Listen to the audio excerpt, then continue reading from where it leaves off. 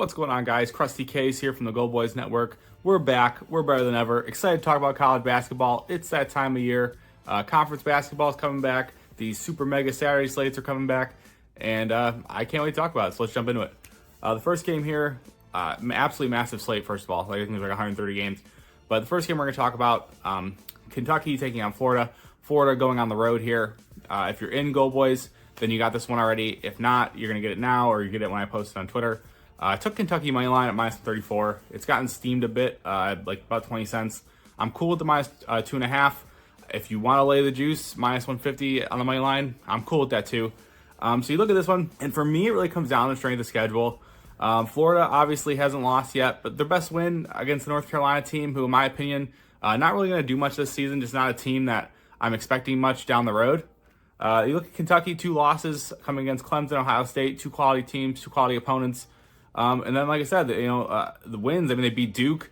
This is a team that is good. They're well coached. Mark Pope, an outstanding head coach, and I think this team gives Florida their first loss. Game should be high scoring, should be a lot of back and forth, but I just think this Kentucky team, the more battle tested team, they played a lot tougher competition, and that's going to help them here. And in my opinion, Florida's got to lose at some point. This is when it happens. On the road, tough place to play. I like Kentucky to get this win. If you are looking at props here, I like Otega Owe. I believe that's how you say it. Points are at 14.5 on FanDuel as I'm recording this. I think it's just a bit too low for the matchup. He's a guy who can kind of work in the mid-range, get to the rim, and that's what you got to do against this Florida team.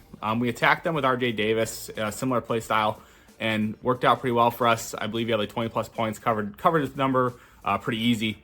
And that's kind of the same vibe I'm getting here from Owe. I think this number is just too low. I had it personally around like 17.5.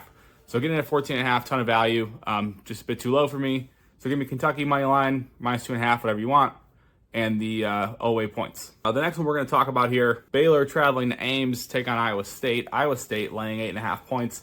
A monster number, but in my opinion, a justified number. If you've been watching this Iowa State team, we all know, probably one of the best teams in the country. The defense is elite. This is a team that, in my opinion, has all the stuff to make noise in March. And I think they'll do just that. Up against this Baylor team, though, Baylor has been rolling. Absolutely rolled Utah. If you watch that game, it was never really close. Utah couldn't make a shot.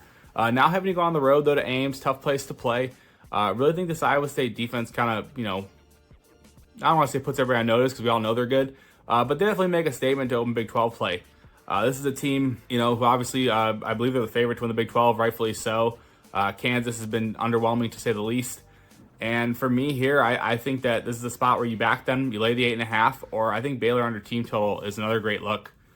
Just think that this Iowa State defense holds strong. Ames, like I said, it's a tough place to play, and when you have to go on the road and make your shots, it doesn't always come to fruition, especially in a tough road environment. So give me Iowa State minus the 8.5 here. The next one we'll jump on here real quick. UCLA traveling to Nebraska. I mean, this one's going to be real simple. Don't need much of an explanation. Nebraska money line, minus 118. This is, if you follow college basketball, you know the system. Unranked home faves versus ranked road opponents, hitting it like I think it's like a 68 or 70% clip. It's something unreal. But you just take these ones blindly, truthfully, and if the basketball reasoning makes sense, it just kind of makes it better.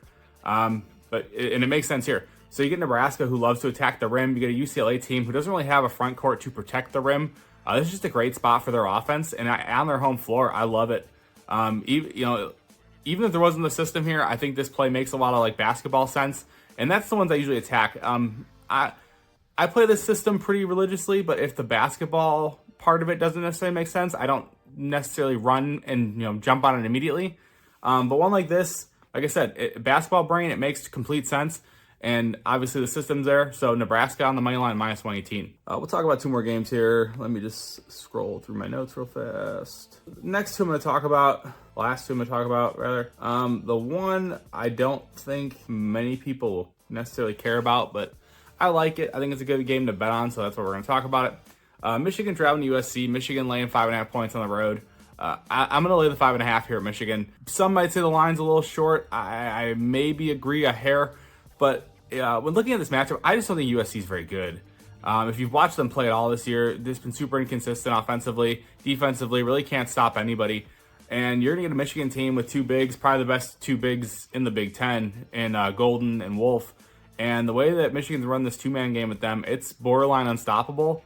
And I don't think USC has an answer for it. And that's really what got me here. These Michigan guards have been physical. They've been, a lot of ball pressure, a lot of, trying to force teams into mistakes. And I just love the way this team's playing on both ends of the floor. I think this is a good spot for them to kind of go bully a new Big Ten team who really isn't necessarily built for this matchup, in my opinion. So Michigan minus 5.5. I wouldn't be surprised if it gets steamed up a bit. If you're catching this video late, I'd probably play it probably up to like -8, truthfully. I'm pretty confident playing this up to like 3 possessions. So honestly, even -9 if you want to go there. I don't think it gets that high, but I would be comfortable playing it up to that high. The last one we're going to talk about, Texas A&M taking on Texas. So Texas A&M laying 5.5 points at home, taking on the Longhorns. For me here, it's got to be Texas A&M. I hate backing this team because their offense is the most frustrating thing to watch in the entire world. If you watch it, they're not efficient by any means. They don't shoot the ball well. What they do is they do like those like slap rebound. There's a name for it. I can't think of the actual name for it. But they basically just win games because they're going to shoot way more shots than you're going to shoot, and there's really nothing you can do about it. This Texas team is, in my opinion, isn't built to defend against a team like A&M. A&M is super physical, and I'm just not sure the Longhorns have the guys to do it. If you've watched the Longhorns this season, offensively, it's a lot of ISO ball, and that's not going to work against this A&M team.